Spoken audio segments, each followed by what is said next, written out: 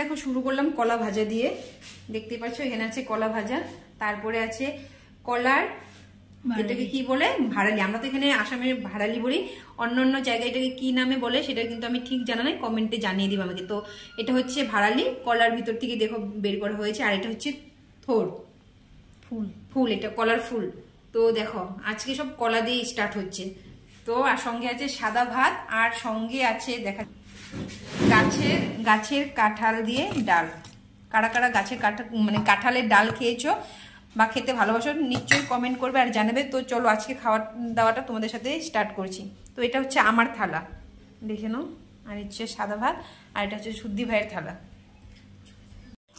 তো প্রথমে স্টার্ট করছি আমি এখানে কলার ভাড়ালি দিয়ে খেয়ে নিব।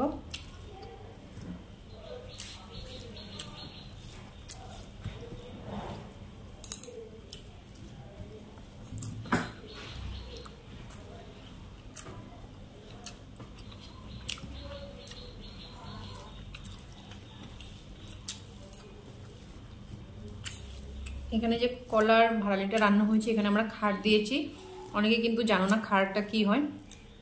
তো এখানে আমাদের আসামে যারা মানে অ্যাসামিস মানুষ আছে, লোক আছে, ওনারা কিন্তু খারটা খুব ভালোবাসে খেতে।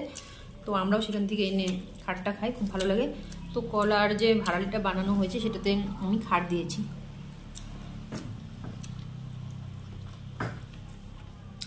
তার জন্য এই ভাড়ালির টেস্টটা অনেক স্বাদ হয়েছে, সুস্বাদু হয়েছে।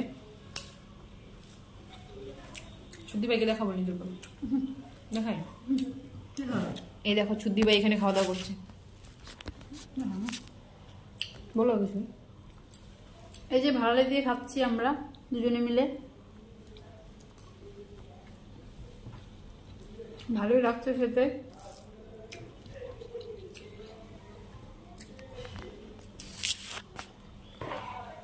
তো তারপরে খাবো কলার ঠোর দিয়ে, তারপর আছে কলার ভাজা। এই কলাটাকে আরো চিকন চিকন করে কেটে লবণ হলুদ দিয়ে মেখে রাখার পরে যদি ভাজা হয় একদম আলু চিপসের মতন খেতে হয়। কারা কারা খেয়েছো বলে দিও কমেন্ট করে। তো আজকের ভিডিওটা এখানে শেষ করছি, টাটা বাই বাই।